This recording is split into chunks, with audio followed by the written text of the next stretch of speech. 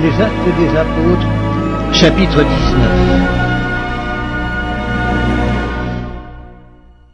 Pendant qu'Apollos était à Corinthe, Paul, après avoir parcouru les hautes provinces de l'Asie, arriva à Éphèse.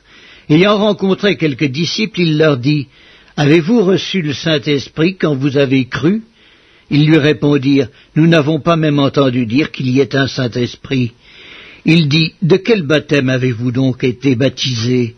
Et ils répondirent : « Du baptême de Jean. » Alors Paul dit : « Jean a baptisé du baptême de repentance, disant au peuple de croire en celui qui venait après lui, c'est-à-dire en Jésus. » Sur ces paroles, ils furent baptisés au nom du Seigneur Jésus. Lorsque Paul leur eut imposé les mains, le Saint-Esprit vint sur eux, et ils parlaient en langue et prophétisaient. Ils étaient en tout environ 12 hommes. Ensuite Paul entra dans la synagogue, où il parla librement.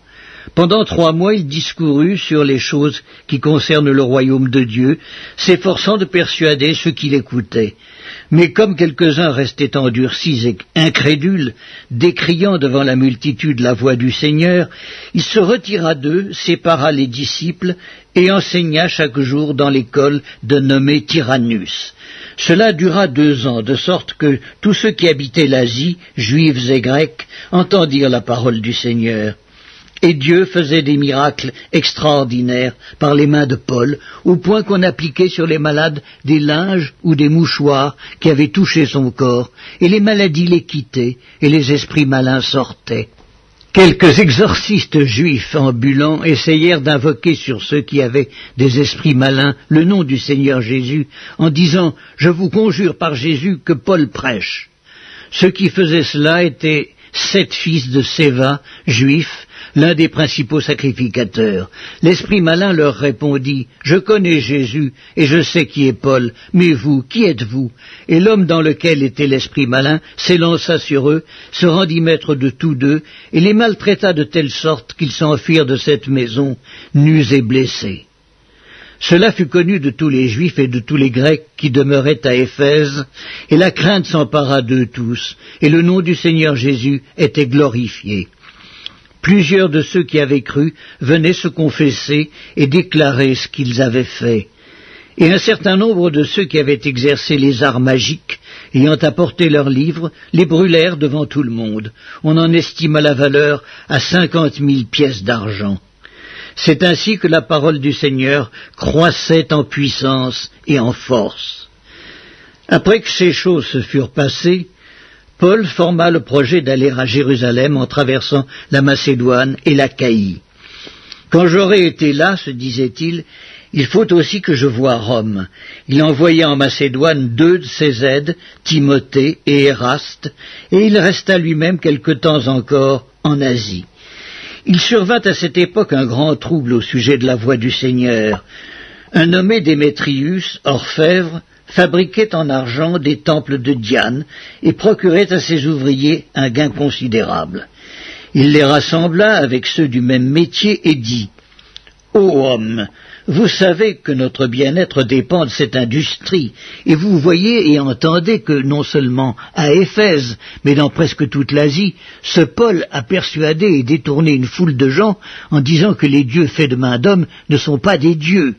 Le danger qui en résulte, ce n'est pas seulement que notre industrie ne tombe en discrédit, c'est encore que le temple de la grande déesse Diane ne soit tenu pour rien, et même que la majesté de celle qui est révérée dans toute l'Asie et dans le monde entier ne soit réduite au néant. » Ces paroles les ayant remplis de colère, ils se mirent à crier « Grande est la Diane des Éphésiens !» Toute la ville fut dans la confusion. Ils se précipitèrent tous ensemble au théâtre, entraînant avec eux Gaius et Aristarque, macédoniens, compagnons de voyage de Paul. Paul voulait se présenter devant le peuple, mais les disciples l'en empêchèrent. Quelques-uns même des Asiarques, qui étaient ses amis, envoyèrent vers lui pour l'engager à ne pas se rendre au théâtre. Les uns criaient d'une manière, les autres d'une autre, car le désordre régnait dans l'assemblée, et la plupart ne savaient pas pourquoi ils s'étaient réunis. Alors on fit sortir de la foule Alexandre, que les Juifs poussaient en avant, et Alexandre, faisant signe de la main, voulait parler au peuple. Mais quand ils reconnurent qu'il était juif, tous d'une seule voix crièrent pendant près de 2 heures « Grande est la Diane des Éphésiens !»